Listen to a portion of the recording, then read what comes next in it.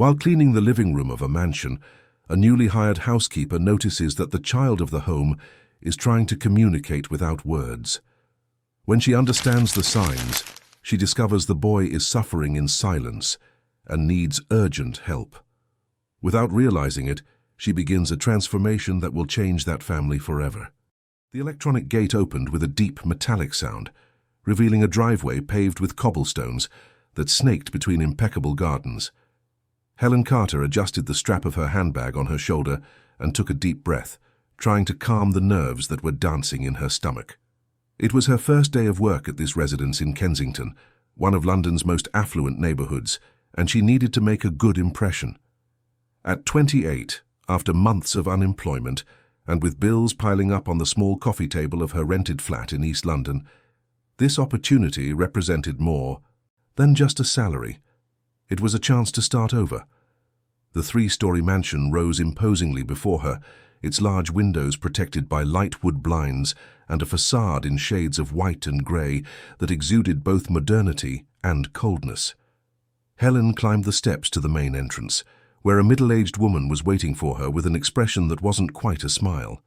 Her hair was pulled back in a tight bun, her uniform was impeccable, and her eyes seemed to assess every detail of the newcomer. Vera, the nanny.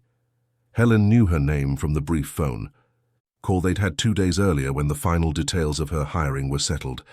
Now in person, the woman radiated a silent authority that made Helen feel immediately uncomfortable. "Good morning," Helen said, striving to keep her voice steady. "I'm Helen, the new employee." Vera gave a short nod and stepped away from the door, gesturing for her to enter. "Punctual. That's good. Mr. Anderson values punctuality. Follow me." The interior of the house was even more impressive than the exterior. Marble floors reflected the light pouring in through the large windows. Minimalist designer furniture occupied the spaces with almost surgical precision, and there was a complete absence of the small details that make a house feel like a home. No framed photographs on the furniture, no forgotten toy in the corner of the room, no sign that a child lived there. Everything was perfect, impersonal, almost museum-like. Vera led Helen down a side hallway, quickly explaining the house's routines. "Mr. Anderson leaves at 7 in the morning and rarely returns before 9 at night. He works a lot. Michael, his son, is 6 years old and is under my care during the day. Your duties are general cleaning, organizing the rooms, and preparing basic meals when requested. You don't need to worry about the boy, that's my job." The way Vera said it, with a particular emphasis on the last words, sounded almost like a warning. Helen just nodded, keeping the strange impression to herself. It wasn't her first job in the homes of wealthy families. She had learned over the years that each residence had its unwritten rules, its silences, and its invisible territories that were not to be crossed. After showing her where the cleaning supplies, laundry room, and kitchen were located, Vera pointed to a staircase leading to the second floor. "Mr. Anderson is in an online meeting in his office. He is not to be disturbed. Michael is in his room. Start with the living room. It needs a thorough cleaning today." Helen agreed, and Vera disappeared up the stairs with quick, decisive steps. Left alone, Helen took a moment to absorb her surroundings. There was something unsettling about all that perfection, as if the house were just a beautiful facade hiding something she couldn't yet identify. She shook her head, pushing away negative thoughts. She was here to work, not to philosophize about other people's lives. Equipped with cleaning supplies, Helen started on the living room, a large space with a beige leather L-shaped sofa, a huge television mounted on the wall, and a bookshelf filled with books that looked as though they had never been touched. As she wiped down the surfaces, she heard a soft sound coming from the hallway. Small, hesitant footsteps. She turned and saw a boy standing at the entrance to the room. Michael. He was frail for his age, with slightly disheveled brown hair and large eyes that carried a sadness that shouldn't exist in a child. He was wearing navy blue pajamas and holding one hand against the side of his head as if in pain. His lips were moving, but no sound came out. His eyes met Helen's, and for a moment she felt a pang in her chest. "Hi, sweetie," Helen said, crouching down to be at his level. "Are you okay?" Michael didn't answer. Instead, he began to make strange movements with his free hand, quick and precise gestures that Helen didn't immediately understand. He pointed to his own ear, then clenched and unclenched his fist repeatedly, touched his chest with his palm, and his face contorted into an expression of silent anguish. Helen felt something stir in her memory. Those gestures, she knew them, or at least she had many years ago. Her cousin Laura, who was born deaf, used similar movements to communicate when they were children, BSL, British Sign Language. But why would a 6-year-old boy be using BSL in a house where apparently no one else knew how to communicate that way? Helen's heart began to beat faster. She watched Michael more closely. His gestures were desperate, insistent. He wasn't just complaining about an earache. He was trying to say something more, something urgent that no one seemed willing to understand. Before Helen could respond, Vera's voice cut through the silence like a sharp blade. "Michael, what are you doing down here?" The nanny came down the stairs with impressive speed and grabbed the boy's arm with more force than necessary. Michael flinched, his eyes wide, and the gestures stopped immediately. "He was complaining of pain," Helen explained, still crouching, watching the scene with growing discomfort. "I think there's something wrong with his ear." Vera rolled her eyes and pulled Michael closer. "He always puts on a show. He's dramatic.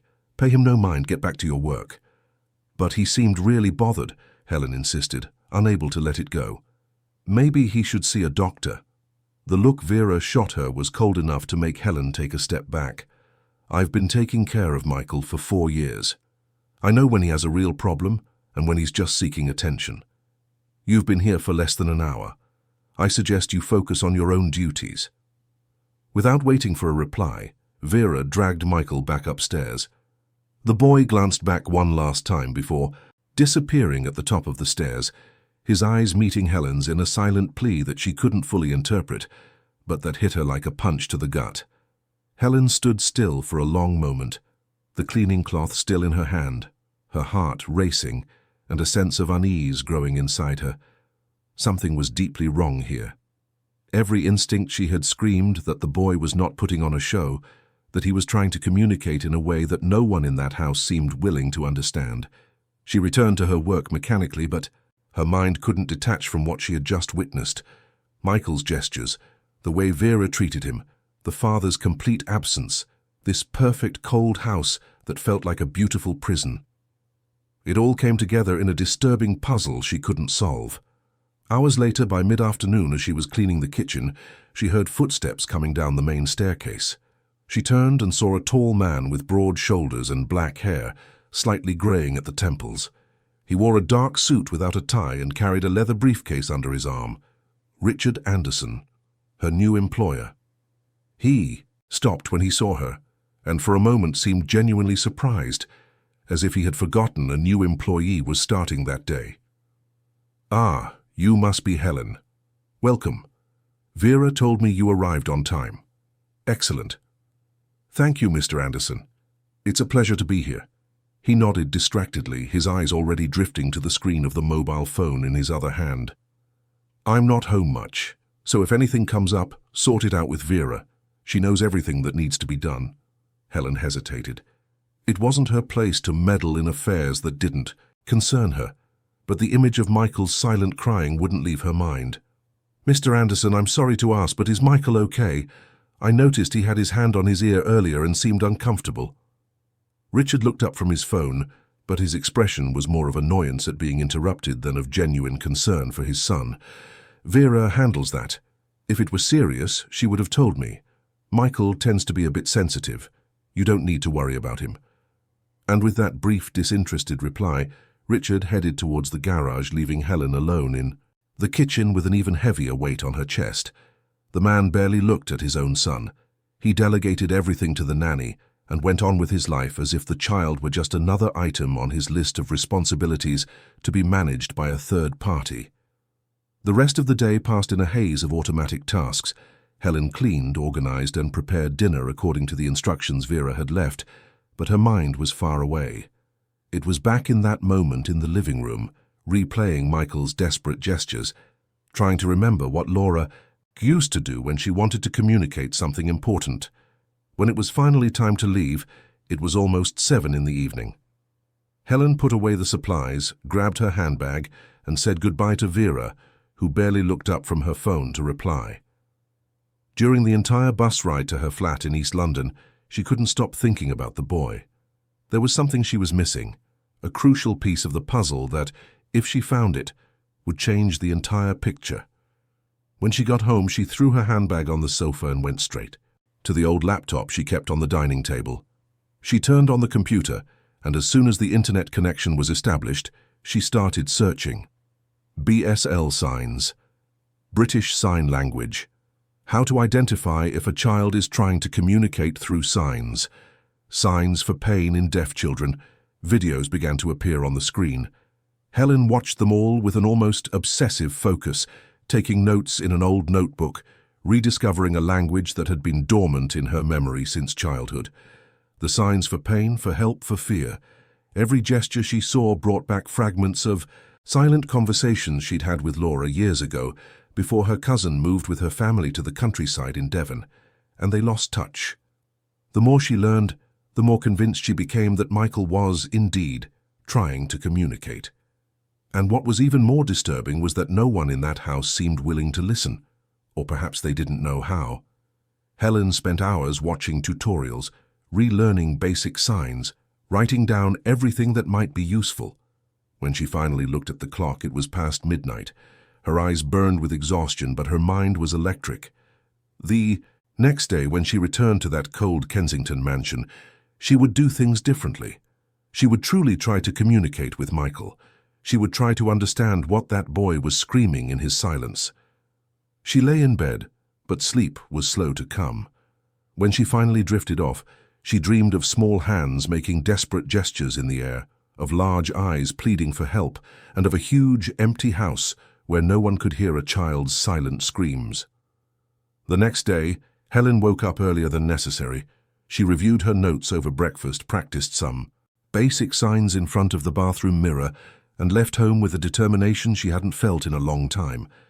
Whatever the truth was behind Michael's gestures, she would find it. The journey to Kensington seemed shorter that morning. When the electronic gate opened again and she walked up the cobblestone path to the entrance, Helen felt a mix of nervousness and urgency. Vera greeted her with the same neutral expression as the day before, gave her the day's instructions, and disappeared to take care of Michael. Helen began her tasks, but this time she was alert to every sound, every movement coming from the upper floors. She spent the entire morning waiting for an opportunity, a moment when she could find Michael alone, without Vera's intimidating presence. The chance came shortly after noon. Vera went downstairs to answer a call, and Helen, who was cleaning the second-floor hallway, heard a noise coming from Michael's room. Without a second thought, she knocked lightly on the door and opened it. Michael was sitting on the floor, surrounded by colored pencils and sheets of paper, drawing something she couldn't identify. When he noticed her presence, he looked up, and his eyes widened. Helen entered the room and gently closed the door behind her. She crouched in front of the boy, her heart pounding, and made the first sign she had practiced so many times the night before, her right hand cupped over her chest, moving downward. Okay. The effect was immediate and devastating. Michael's eyes filled with tears. His entire face lit up with an expression of relief so intense that Helen felt a lump in her throat. He dropped his pencils and began signing frantically, too fast for her to follow completely, but she recognized some of them. Pain. Ear. Help. And then something that made Helen's blood run cold, a gesture she hadn't seen in the videos, but which the context made clear. He pointed to his own ear, then made a motion as if he were putting something inside, and his face twisted in suffering. There was something in his ear, something that shouldn't be there. Helen's hands trembled. She made a sign asking him to wait, and without thinking too much about what she was doing, reached into her handbag for the small magnifying glass she always carried for reading fine print. She approached Michael carefully, asking for permission with gestures. The boy nodded and tilted his head to the side. With the magnifying glass and the natural light from the window, Helen examined Michael's right ear. At first, she saw nothing but the normal structure. But when the boy shifted his position slightly, turning his head more, she saw it. Small, almost imperceptible, but definitely there. A metallic object inserted into the ear canal, reflecting the light artificially. Helen felt her stomach churn. What was that? How had it gotten there? And more importantly, who had put it there? Before she could fully process what she was seeing, the bedroom door flew open. She turned, still crouched beside Michael, and found Richard Anderson standing in the doorway, his expression shifting between confusion and something close to anger. "What is going on in here?" Helen stood up quickly, her heart racing. "Mr. Anderson, I need to talk to you. It's about Michael. He has something in his ear. Something that shouldn't be there." Richard frowned, striding into the room. "What are you talking about?" Helen knew she had only one chance to get this right. She took a deep breath and began to explain, the words tumbling out in a nervous but determined rush. "Yesterday when I saw Michael, he was making signs. BSL British Sign Language. He was trying to say his ear hurt. I researched all night, learned a few signs, and today I was able to talk to him. He showed me that there's something inside his ear. I saw it with this magnifying glass. There's a metal object in there." Richard stood motionless for a moment, processing the information. Then, without a word, he walked over to Michael and crouched beside his son. The boy, frightened by his father's sudden presence, shrank back, slightly, but Richard, with surprising gentleness, held his son's face carefully and examined the ear Helen had indicated. Seconds passed that felt like hours. Then Richard turned pale. His fingers trembled. He saw exactly what Helen had seen. If this story has interested you, don't forget to subscribe to our channel and let us know which city you're watching us from. Let's continue. I promise this will be the best story you'll ever hear in your life. The silence that settled in Michael's room was so heavy, Helen could feel its weight crushing her chest. Richard remained crouched beside his son, his eyes fixed on that tiny metallic object that shouldn't be there, his hand trembling slightly as he held the boy's face with a gentleness that contrasted with the storm clearly brewing inside him. Michael stayed still, his large eyes shifting between his father and Helen, as if trying to understand what was happening, but at the same time relieved that someone had finally seen what he had been trying to show. Tears streamed silently down his cheeks, but they were no longer tears of despair. It was something else, relief mixed with fear, hope mixed with uncertainty. "How did this get in here?" Richard murmured, more to himself than to anyone else. His voice came out hoarse, laden with an emotion he was clearly not used to expressing. "How did I not see it? How did I not notice?" Helen didn't know whether to respond or remain silent. She chose to stay quiet, allowing the father to process the magnitude of what he was discovering, but the silence was short-lived. Quick footsteps echoed in the hallway, and Vera appeared at the door, her expression transformed into pure indignation upon seeing Helen in Michael's room. "What do you think you're doing? I told you yesterday that the boy is my responsibility. You are not allowed to be in here." Richard shot to his feet in a sudden movement, turning to the nanny with an expression Helen had never seen on anyone. It was a mixture of contained fury, profound disappointment, and something bordering on desperation. "Vera, what is this in Michael's ear?" The nanny blinked, clearly disarmed by the question and the tone. "What are you talking about, sir?" "This," Richard pointed to his son, his voice rising a notch.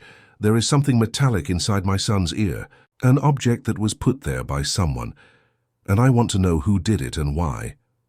Vera's face went through a series of transformations, first confusion, then something that looked like nervousness, and finally an attempt to regain control of the situation. "Mr. Anderson, Michael has always been dramatic about health issues. I'm sure it's nothing serious. He probably put something in there while playing and is now exaggerating as he always does." "Don't lie to me, Vera." Richard's voice was dangerously low now. "I saw it. Helen saw it. There is something in there, and it's not a toy. Now I'm going to ask again. How did that get into my son's ear?"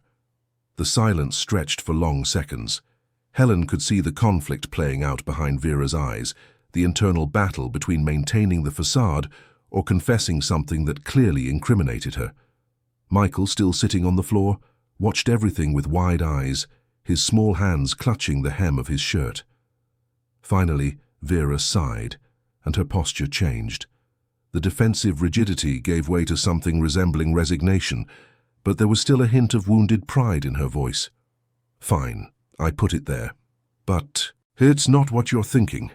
Richard took a step forward, his fists clenched at his sides. "Explain, now." Vera crossed her arms over her chest, lifting her chin in an attempt to maintain some dignity. "It's a modified sound amplifier, a device I developed with the help of an acquaintance who understands electronics. I put it in 3 weeks ago." "A sound amplifier," Richard repeated, his voice laced with disbelief. "You put an electronic device inside my 6-year-old son's ear without my knowledge or permission." "I was trying to help," Vera replied, her voice now tinged with defensiveness. "You never pay attention to Michael. He's deaf, Mr. Anderson. Completely deaf since birth, and you act as if it's not important, as if it makes no difference. You delegate everything to me and go on with your life. I thought if I could get him to hear even a little, you would finally see the son you have." The words hit Richard like slaps. Helen saw the way he recoiled slightly, as if he had been physically struck, but the anger didn't subside. It intensified, now mixed with a visible guilt that distorted his features. "So your solution was to torture my son," Richard practically yelled. "To shove an untested object into a child's ear. Do you have any idea of the damage you might have caused? Do you have any concept of the criminal irresponsibility of what you've done?" "I wasn't torturing anyone," Vera protested, but her voice no longer had the same conviction. "I was trying to stimulate him, to get his brain to respond to sounds. There's research on this, on auditory stimulation in deaf children." "Controlled research, done by doctors in safe environments," Richard retorted. "Not amateur experiments conducted by a nanny who thinks she knows better than the experts. You're not a doctor, Vera. You are not qualified to do this." "You should be grateful," Vera insisted, now clearly desperate. "In the last few weeks, Michael has been responding to some sounds. I've seen it. When I clap behind him, he sometimes turns his head. The device was working." "Or he was panicking because of the pain," Helen finally spoke, unable to stay silent any longer. "I can't just stand here and listen to this. That boy was suffering. I saw it on his face yesterday. I saw it in the gestures he made asking for help. He wasn't being stimulated, he was being hurt." Vera turned to Helen with a look that could kill. "You know nothing. You've been here for 2 days and you think you understand the situation. I've cared for this boy for 4 years. I've dedicated my life to him while his father barely looked him in the face. I did what I thought was best." "What you thought was best," Richard repeated, his voice a low growl. "Putting an experimental object in my son's ear without any medical supervision, ignoring his signs of pain, because I'm sure he tried to tell you he was hurting, didn't he, Vera? And you ignored him, called him dramatic, too sensitive." Vera didn't answer. She just stood there, arms still crossed, but now her shoulders were slumped, defeated. Richard ran a hand through his hair in a gesture of extreme frustration, and then made a decision. "You're fired. I want you out of my house now." "Mr. Anderson," Vera began, but he held up a hand, cutting off any attempt at argument. "Now, Vera, pack your things and leave. I'll transfer this month's salary and a severance payment to your account tomorrow. But I want you out of here in the next 30 minutes, and if I find out you've done anything like this to another child, I will personally make sure you answer for it legally." The nanny opened her mouth as if to protest, but something in Richard's expression made her reconsider. With a final look that was part resentful, part defeated, she turned and left the room, her footsteps echoing down the hall until they disappeared into her own room on the 3rd floor. As soon as she was gone, Richard collapsed onto the edge of Michael's bed, burying his face in his hands. Helen could see the tremor in his shoulders, the crushing weight of guilt descending upon him. Michael remained on the floor, watching his father with an expression that mixed confusion and hesitant hope. "I didn't know," Richard said, his voice muffled by his hands. "I didn't know he was suffering. What kind of father am I that I don't notice when my own son is in agony?" Helen approached slowly, crouching beside Michael. "Mr. Anderson, The most important thing now is to remove this object safely and get Michael to a doctor. There will be time to process all this later. Richard lifted his face and Helen saw that his eyes were red. Do you know how to get it out? I'm not sure, Helen admitted. But I think if we're very careful we can try. Or we can go straight to a hospital. Richard looked at Michael, who was watching them both intently. The boy made a sign with his hands, pointing to Helen and then to his own ear. The message was clear. He trusted her. Please, Richard said softly. Try.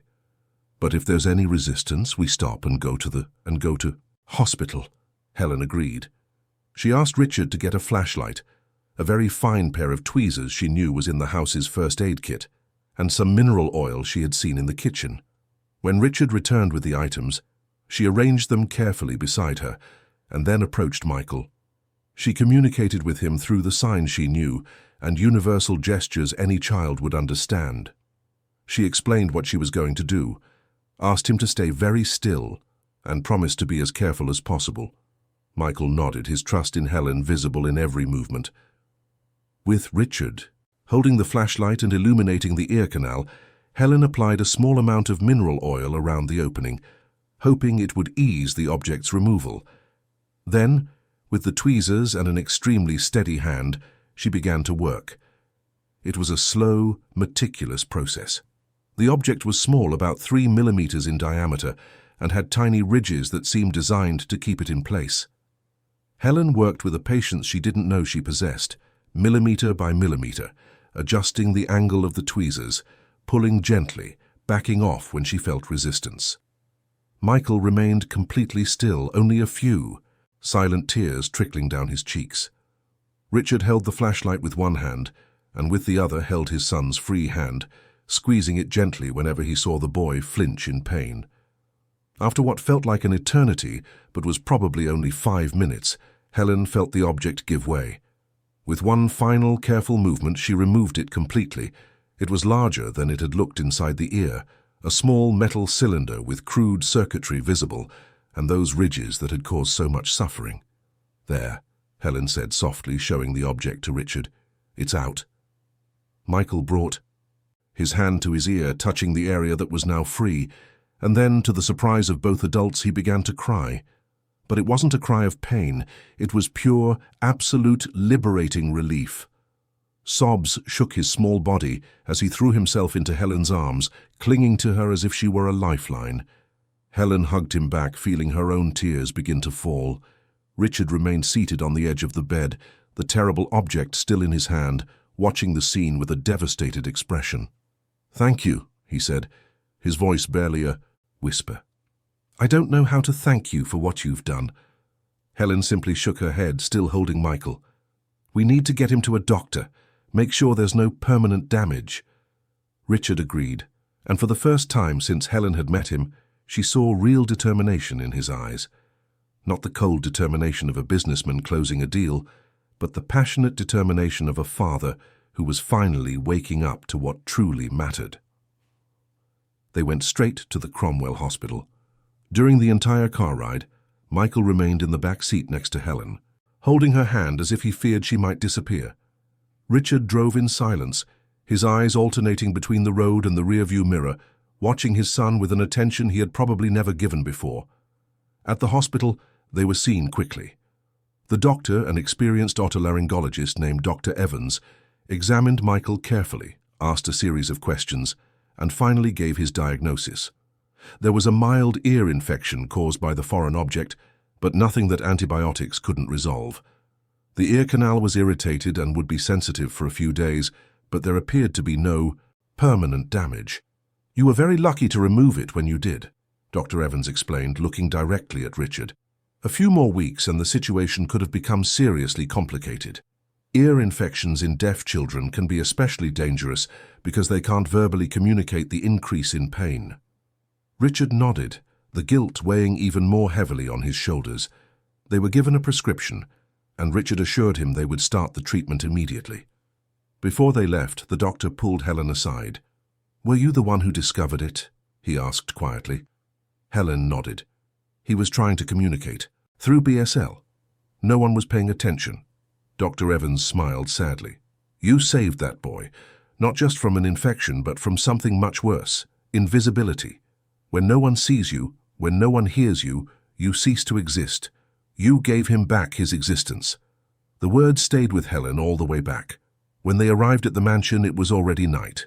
Vera had left, her things were gone, and a different kind of silence hung over the rooms. It was no longer the cold silence of neglect. It was the silence of transition, of a space, preparing to be filled with something new. Richard prepared dinner for the three of them. Nothing elaborate, just pasta with tomato sauce and grated cheese, but it was the first meal they had shared together. Michael ate slowly, still sensitive, but there was a sparkle in his eyes that wasn't there before. And throughout the entire meal he never took his eyes off Helen, as if she were a miracle that had fallen into his life from the sky. After Michael went to bed, Richard asked Helen to stay for a bit. They sat in the living room, the same, one where Helen had first seen the boy only 2 days ago. It felt like an eternity. I need to ask you something, Richard began, his hands clasped, elbows resting on his knees. And you have every right to refuse, but I have to try. Helen waited, curious. I want to learn, he continued. BSL, I want to learn to communicate with my son in the way he needs, and I was hoping you would teach me. Helen blinked, surprised. Mr. Anderson, I'm not a teacher. I only learned the basics as a child with my cousin. I'm not fluent. But you know more than I do, and Michael trusts you. Please. He looked up, and Helen saw something in his eyes she hadn't seen before. Genuine vulnerability. I have failed completely as a father. I left my son in the hands of someone who hurt him, and I didn't even notice. I can't change the past, but I can try to do things differently from now on. And to do that, I need to be able to talk to him. Really, talk. Helen felt something stir in her chest. Here was a man completely breaking down, letting his defenses fall, admitting his mistakes and asking for help. It wasn't something she saw every day, and Michael deserved to have a father who would make that effort. Okay, she said softly. I'll teach you what I know, and we can learn together. There are videos online, courses. We can make it a commitment. Richard's face lit up with something that could be called hope. Thank you. And Helen, please call me Richard. No more Mr.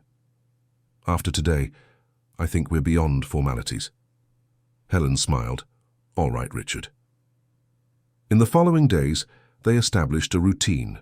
Every morning, before Richard left for work, he and Helen would sit at the kitchen table with the laptop open, watching BSL videos, practicing signs, making mistakes, and laughing at their own clumsiness. And on the third day, something magical happened.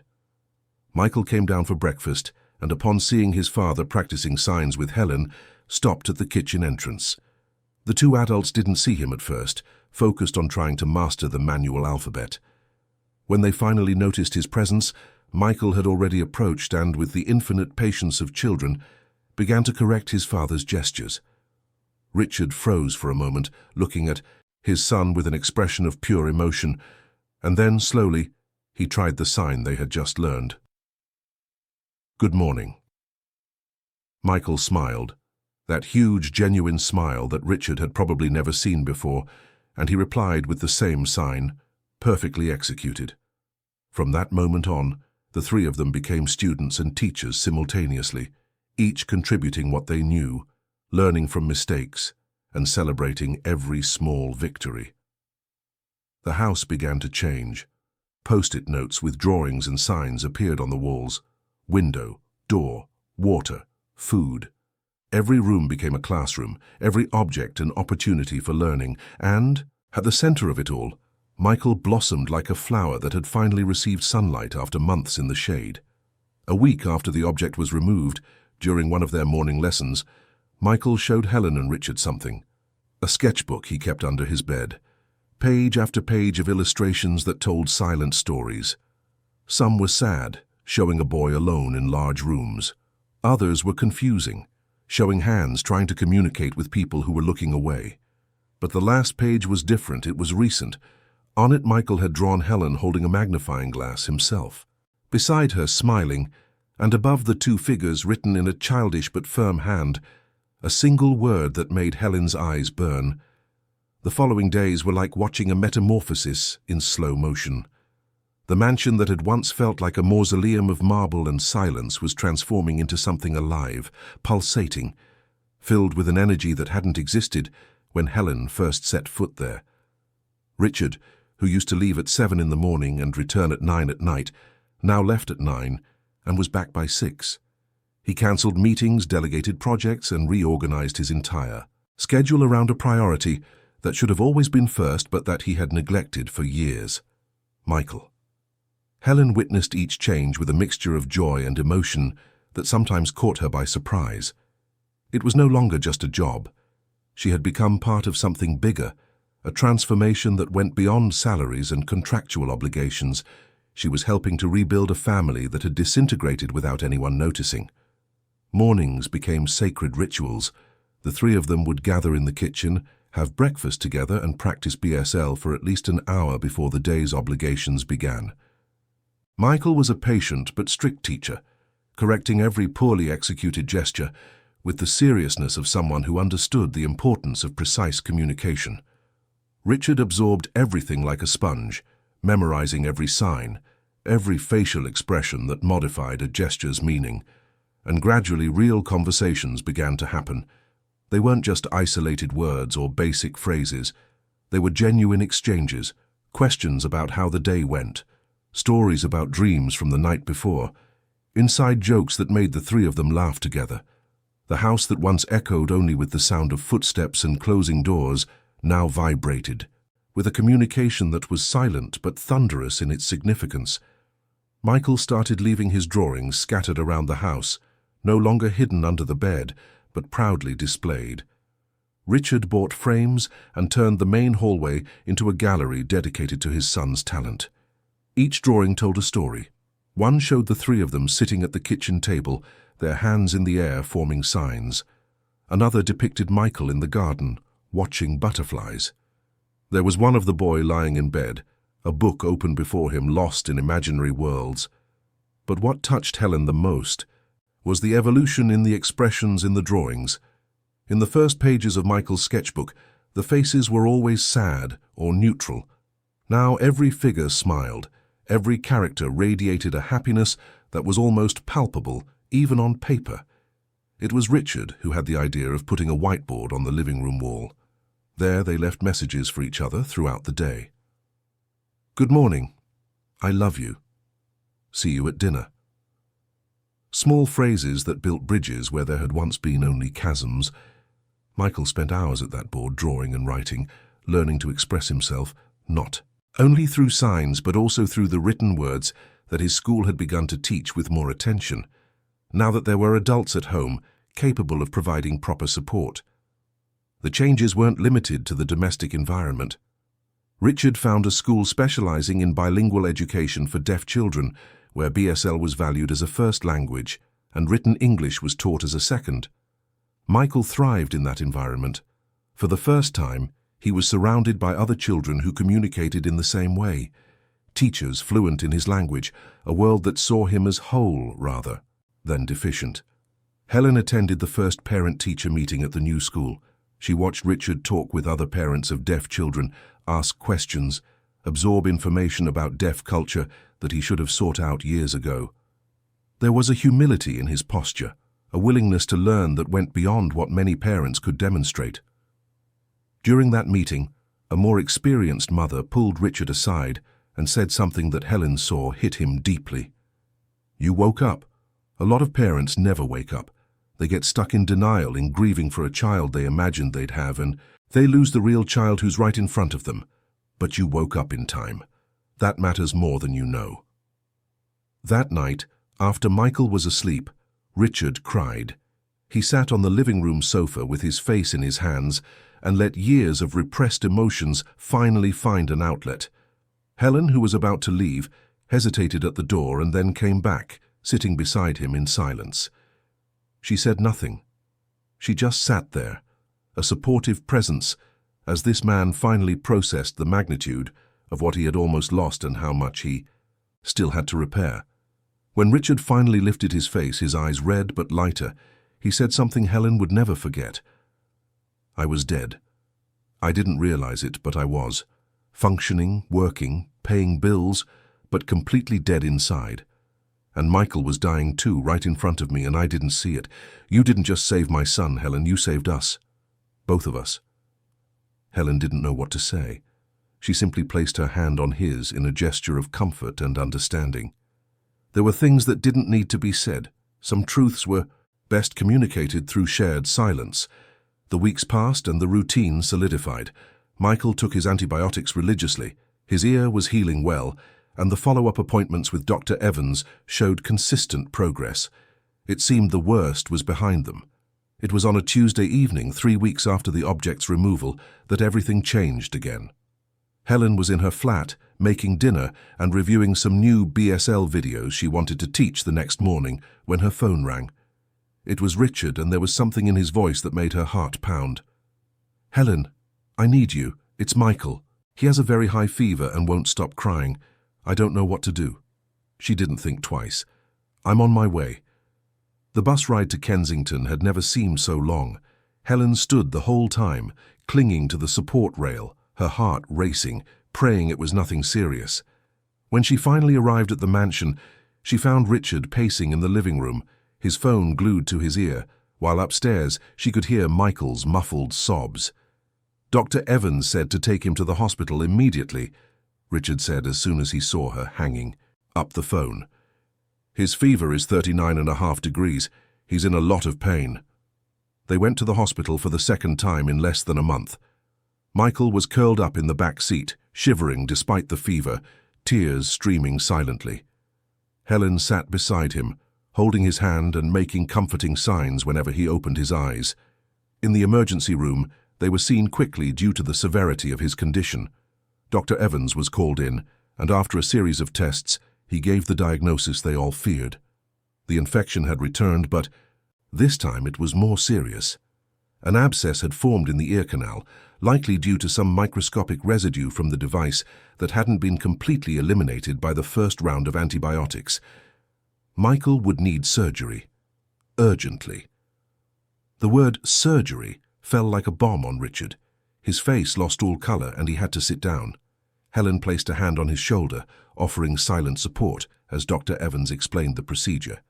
It would be a relatively simple surgery, done under general anesthesia, where they would drain the abscess and completely clean the ear canal.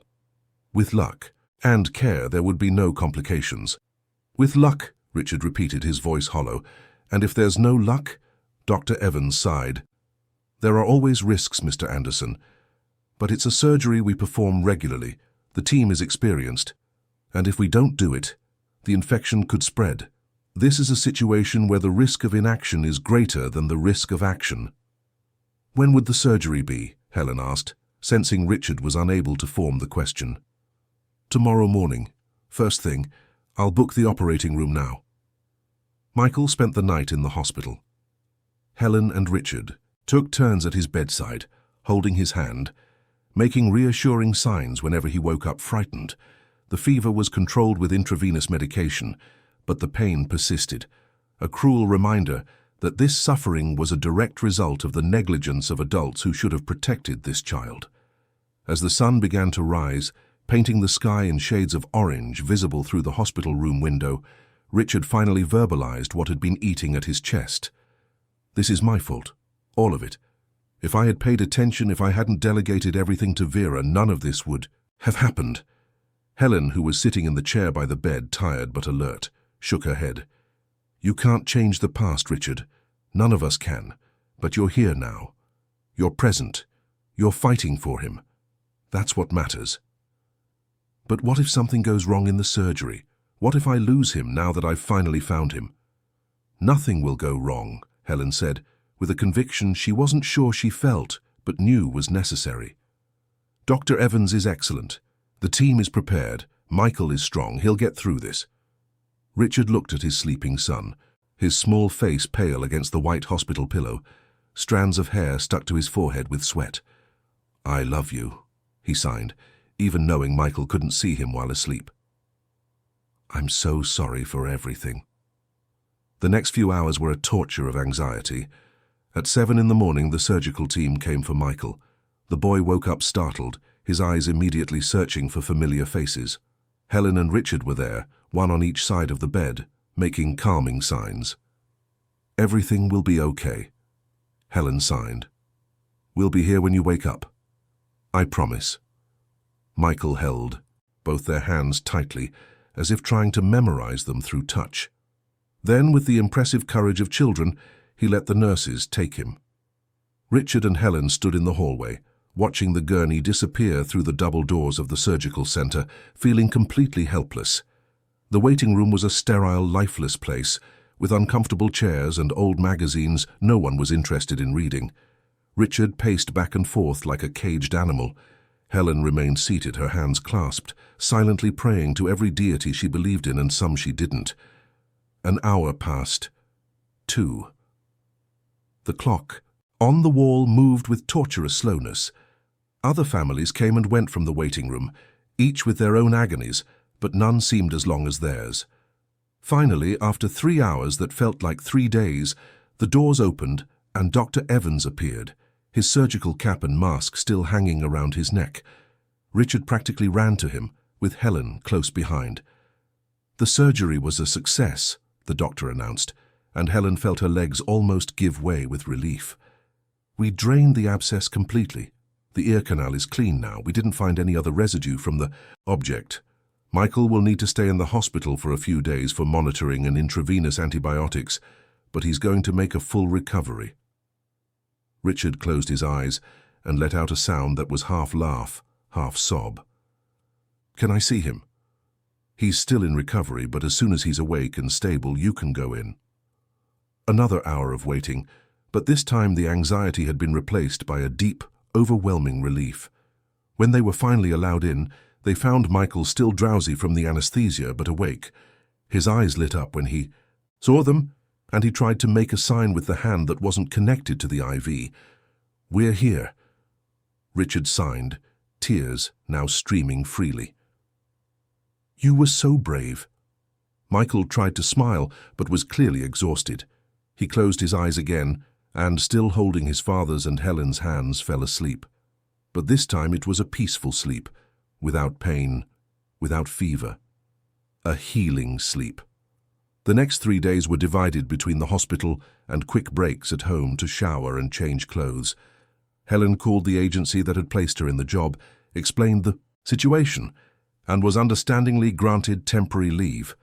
Richard cancelled everything, absolutely everything on his schedule. The business world could wait, his son could not. They transformed the hospital room into something less impersonal. They brought Michael's favorite drawings and taped them to the walls.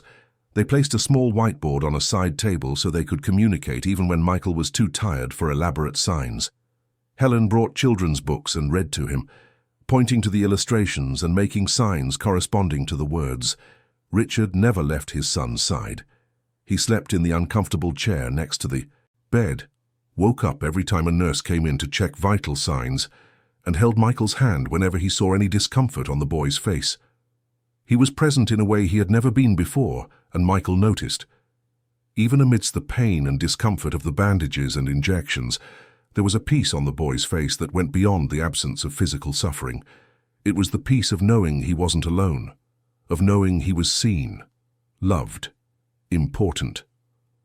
On the 3rd day, Dr. Evans came with good news. The recovery was going better than expected. There were no signs of a remaining infection.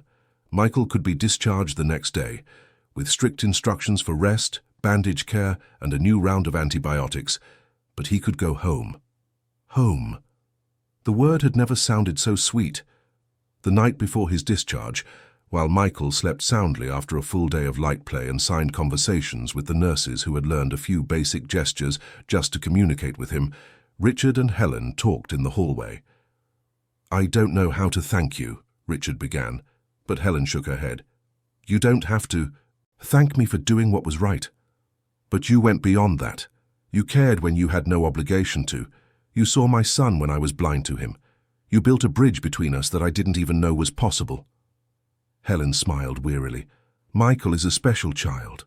Anyone would have done the same." But they didn't. Vera was with him for 4 years and she hurt him. I was with him his whole life and I ignored him. You were with him for days and you saved him. That's not a coincidence. It's who you are." They stood in silence for a moment, the distant hum of machines and soft chatter of nurses filling the space. Then Richard made a decision he had been considering for days. "Helen, when we get back home, when Michael has recovered, I'd like to make you a formal proposal. But for now, I just want you to know that you're not just an employee. You're part of this family, and I hope you'll continue to be." Helen felt her eyes burn. She didn't know what to say. There were no adequate words to express how much these past few weeks had changed her own life as well. She had entered that mansion looking for just a job, a way to pay the bills. She had found purpose, connection, a place where she truly mattered. "I hope so too," she finally replied, "because you two have become my family as well." The morning of the hospital discharge dawned bright and sunny, as if the universe itself was celebrating Michael's recovery. Helen arrived early with a clean change of clothes for the boy, a light blue shirt with airplane designs that she had bought especially for the day. When Michael saw the clothes, his eyes shone, and he signed "thank you" with so much enthusiasm, he nearly knocked over the glass of water on the bedside table. Richard was different that morning. There was a lightness to his shoulders that hadn't been there before, a light in his eyes that had been extinguished by years of emotional neglect and was finally rekindled. He helped his son get dressed with loving care, tied the laces of his trainers, and combed the hair still messy from the pillow. Each gesture was performed with an attention that turned simple tasks into rituals of affection. Dr. Evans came to say goodbye, bringing with him detailed instructions on post-operative care. Antibiotics 3 times a day for 2 more weeks. Dressings changed every 2 days. No swimming or activities that could get the ear excessively wet. Moderate rest, but not total isolation. And a follow-up appointment in a week. Before they left, the doctor crouched down to Michael's level and signed something he had rehearsed. "You are very brave." The expression on the boy's face was one of pure surprise and joy. An adult who wasn't Helen or his father had made an effort to communicate with him, in his own language. It was a powerful validation that the world was beginning to truly see him. The journey home was peaceful. Michael watched through the car window as the streets of London passed by, the buildings, the trees, the hurried people on the pavements. Everything seemed more alive, more colourful. Or maybe it was just him seeing the world with renewed eyes, freed from the constant pain that had been his companion for weeks. When they arrived at the mansion, Richard carried his son in his arms to his room, even as Michael protested that he could walk on his own. It was important to him, that act of carrying, of physically protecting.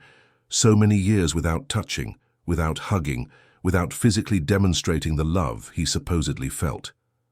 Now, every opportunity for contact was precious. The following days were a period of gentle adaptation.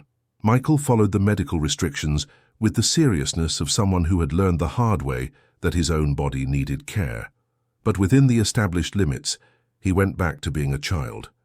He drew compulsively, filling entire sketchbooks with visual stories. He played in the garden under supervision. He laughed. He made jokes through signs. He teased his father affectionately, correcting his BSL mistakes with an exaggerated theatrical patience that made everyone laugh. The house continued its transformation. Richard hired a private BSL tutor, a young deaf man named Gabriel, who came 3 times a week to give formal lessons to both him and Helen. Gabriel brought with him not only fluency in the language, but also stories about the deaf community, about deaf culture, about the importance of embracing one's identity rather than trying to mold it to hearing standards. It was through these conversations that Richard finally understood the extent of his mistake. It wasn't just that he had neglected his son, it was that he had, without realizing it, treated Michael's deafness as a disability to be overcome, rather than a difference to be celebrated. The device Vera had inserted was just the extreme physical manifestation of an ableist mentality that permeated the entire house. The idea that Michael needed to be fixed, to be accepted. Now Richard saw clearly. Michael didn't need to be fixed. he never had. What he needed was a father who would learn his language, who would enter his world instead of forcing him into a world where he would never be completely comfortable. It was Richard who needed to change, not Michael. And he did change. He bought books on deaf culture. He watched documentaries. He talked to other parents of deaf children. He attended deaf community events. He learned about deaf pride, about the linguistic richness of BSL, about the history of oppression and resistance. Each discovery was both painful and liberating. Painful because it revealed the depth of his previous ignorance. Liberating because it opened doors to a true relationship with his son. Helen watched it all with growing admiration. It wasn't common to see someone willing to completely deconstruct their own convictions, to admit such fundamental errors, and then actively work to change them. Richard was imperfect. He still made mistakes. He still had moments of frustration when communication didn't flow as he wished. But he persisted. Every single day he chose to do better. A month after the surgery, Michael's school organized a special presentation. Each child was to tell a personal story using their preferred format. Some chose video presentations. Others opted for theatrical performances. Michael decided to create a comic book. For 2 weeks, he worked obsessively on the project. Helen and Richard helped when asked, but most of the work was his. Each panel was drawn with meticulous care, each piece of dialogue designed to convey the exact emotion he wanted. The story began with a sad boy in a large, empty house. In the following panels, an object appeared being inserted into his ear, his pain growing, his attempts at communication being ignored. Then, an angel with brown hair appeared, holding a magnifying glass. There was the discovery, the removal of the object, the father finally looking at his son for real. The subsequent panels showed transformation, hands talking, smiles, a hospital, fear, and finally a house filled with love, understanding, and connection. In the last panel, the most powerful of all, Michael drew the 3 of them together in a garden, surrounded by words floating in the air. Words in English and illustrated BSL signs, all mixed together, showing that there was now real communication. And at the top of the panel, in large, carefully drawn letters, was a sentence that summed it all up. "My family hears me." On the day of the presentation, the school was filled with parents, teachers, and students. Helen and Richard sat in the front row, their nerves on edge, even though they weren't the ones presenting. When it was Michael's turn, he walked onto the stage with his giant panel, placed it on the prepared stand, and began to sign his story. There was a BSL interpreter for the hearing parents and teachers, but Helen barely needed to look at him. She understood every one of Michael's signs, every facial expression, every body movement that complemented the narrative. And as the boy told his story, she could see tears in the eyes of other parents, understanding on the faces of the teachers, and admiration in the gazes of his classmates. When Michael reached the end, signing the final words with an emotional intensity, impressive for someone so young, the silence that followed was absolute. Then, someone started to clap. Others followed. And soon the entire audience was on its feet, applauding not just the presentation, but the courage, the resilience, the journey of this extraordinary boy. Michael came down from the stage and ran straight into Richard's arms. His father scooped him up, hugged him tightly, and Helen saw tears streaming freely down both their faces. She joined the hug, the 3 of them forming a circle of affection that had been impossible just months before.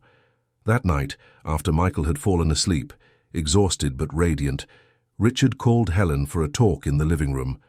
There was a formality in his posture that she hadn't seen in weeks, but it wasn't the coldness of before. It was something different, respect mixed with nervousness. "Helen," he began, sitting on the sofa and indicating for her to do the same. "I need to make that proposal I mentioned at the hospital, and I want you to think carefully before you answer, no pressure." Helen nodded, curious and slightly apprehensive. "You have completely changed our lives, Michael's and mine. You brought light where there was darkness, communication where there was silence, love where there was neglect. And I've realized that I don't want you to be just the employee who cleans the house. That would be wasting your true talent, your true importance to us." He took a deep breath before continuing. "I want to offer you a position as the family's personal assistant and interpreter.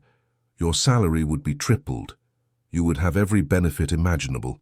Full health plan, meal allowance, bonuses, paid holidays, everything. But more importantly, you would be officially recognized as the essential person you are to this family. You would help coordinate Michael's needs, accompany him to medical appointments, participate in school meetings, continue teaching as BSL, and have the autonomy to suggest and implement whatever you thought was best for his well-being. Helen was silent for a long moment, processing the proposal. It was much more than she had expected, much more than she had dreamed of when she first walked up that cobblestone path, nervous and hopeful for a simple job. Opportunity. "Richard," she began, her voice thick with emotion, "you don't have to do this. I already care about you both. I already do all of this because I want to, not because I expect a reward." "I know," Richard replied softly, "and that's exactly why you deserve to be rewarded. It's not just about the work you do, Helen. It's about who you are. And I want you to know that you are valued, that you are seen, that you matter." The words echoed something Helen had said to him weeks ago about Michael needing to be seen, and now he was giving that back to her, acknowledging her humanity, her worth, her importance. Tears began to fall before she could control them.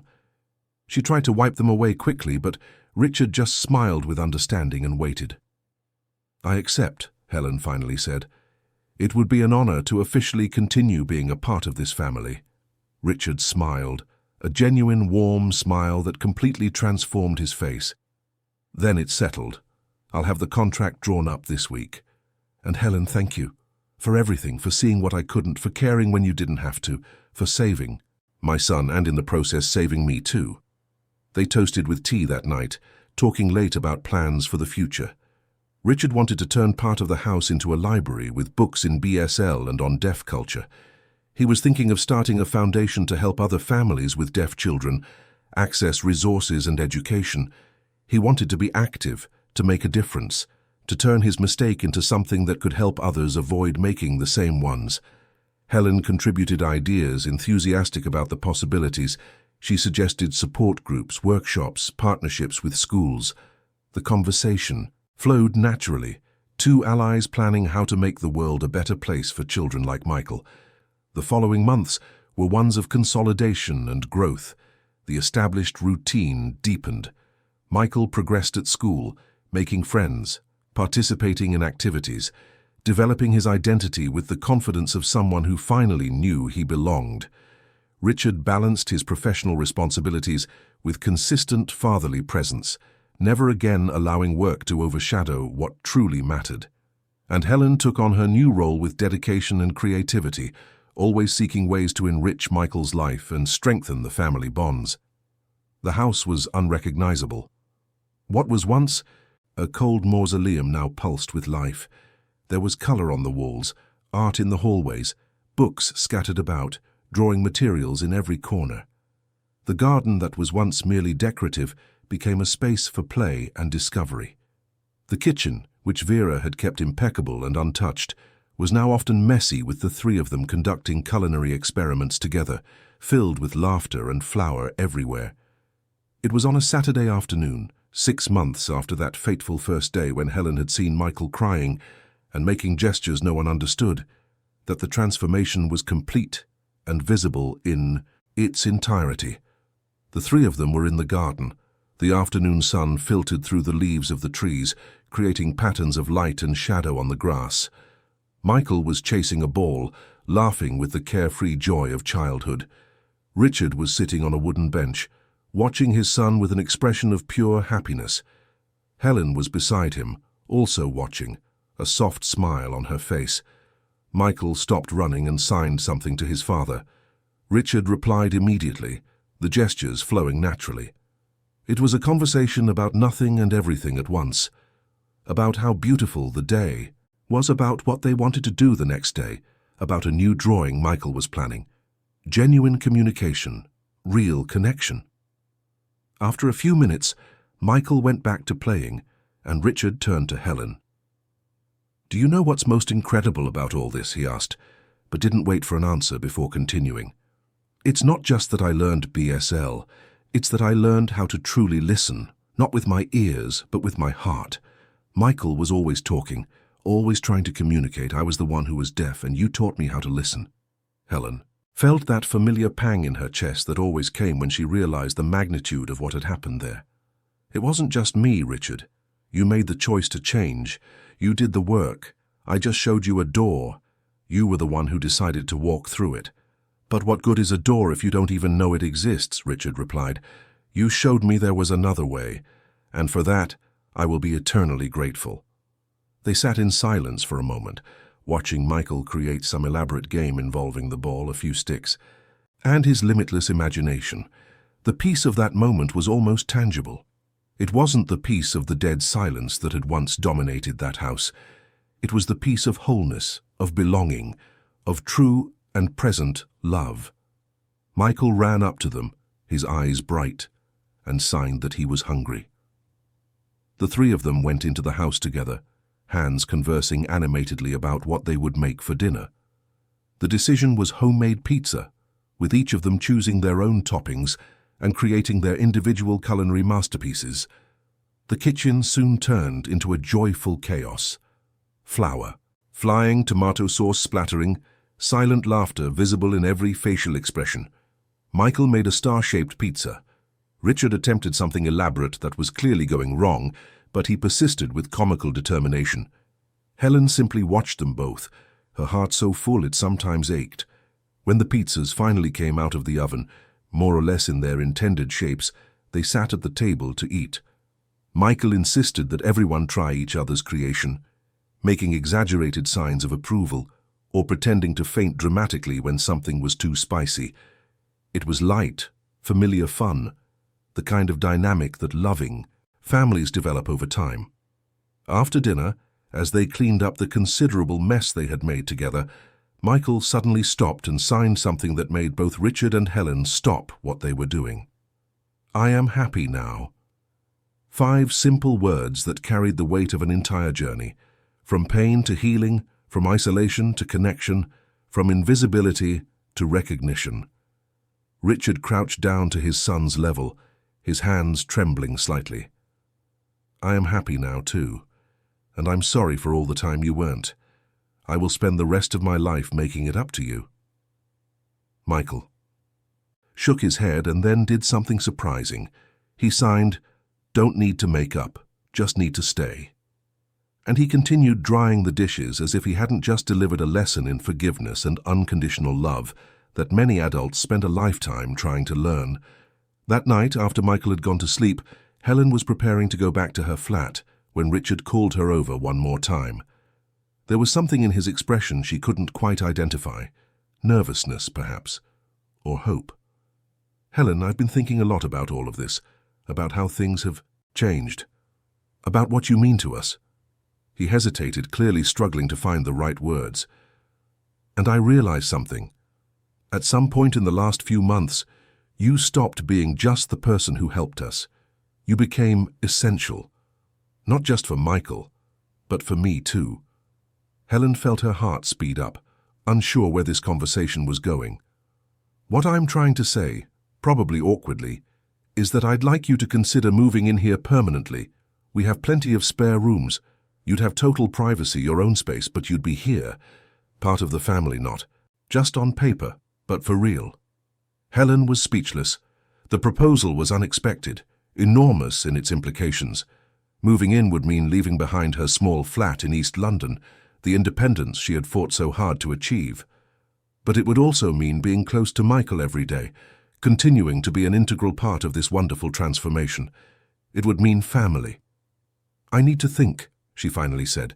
It's not a no, I just need time to process it. Richard nodded, clearly trying to hide his disappointment but respecting her space. Of course, no pressure. The offer stands. No matter how much time you need. Helen went home that night with her head spinning. She lay in her bed staring at the ceiling, weighing options, considering possible futures. And sometime in the middle of the night, the answer crystallized in her heart, with a clarity that could not be denied. She had spent so many years just surviving, working from house to house, always a temporary presence in people's lives. Now she had a chance to truly belong, to have roots, to be part of something bigger than herself. How could she refuse that? The next day, before breakfast even started, Helen arrived at the mansion with a suitcase. Richard met her at the entrance, surprise evident on his face. "I accept," she said simply. "If the offer still stands, I accept." The smile that lit up Richard's face could have lit up the entire city. Of course it stands, it always will. Michael, upon discovering that Helen would be living there permanently, did a celebratory dance that involved jumps, spins, and enthusiastic signs of joy that made the two adults laugh until they cried. This child, who months ago was trapped in pain and isolation, now radiated their happiness so intense it was impossible not to be infected by it. Days turned into weeks, weeks into months. Life followed its natural course, with its ups and downs, challenges and celebrations, but always anchored in that solid core of love and understanding they had built together. Michael continued to grow, developing his artistic talent, making friends, exploring the world with the confidence of someone who knows he has a safe base to return to. Richard balanced his professional responsibilities with consistent paternal presence, never again allowing work to overshadow what truly mattered. And Helen found a home in the truest sense of the word, not just a physical place, but a family that saw her, valued her, and loved her. There were difficult moments, of course, days when communication failed and frustration set in, nights when worries about Michael's future kept them all awake, occasional disagreements about the best way to handle specific situations. But they faced everything together, with patience, with love, with the unwavering commitment to be better every day. And looking back, to that first day when Helen walked up the cobblestone path hoping only for a job to pay the bills, she barely recognized that version of herself. So much had changed, so much had grown. She hadn't just saved Michael. In a way, Michael had saved her too, giving purpose and meaning to a life that was becoming mechanical and soulless. Dear listeners, we hope the story of Helen, Richard, and Michael has deeply touched your heart. This journey shows us that true communication goes far beyond spoken words, that love manifests in attentive presence, and that it's never too late to wake up to what truly matters. If you were moved by this family that learned to listen, not just with their ears, but with their hearts, please leave a like, subscribe to the channel, and tell us in the comments which moment marked you the most. Every day we bring intense stories like this one, narratives that reveal the deepest and truest side of the human soul, showing that real transformations are possible when we allow ourselves to be vulnerable, present, and willing to change. The story of Helen and Michael reminds us that sometimes a simple gesture of attention can save not just one life but an entire family. We look forward to seeing you in the next episode with another story that will touch your soul.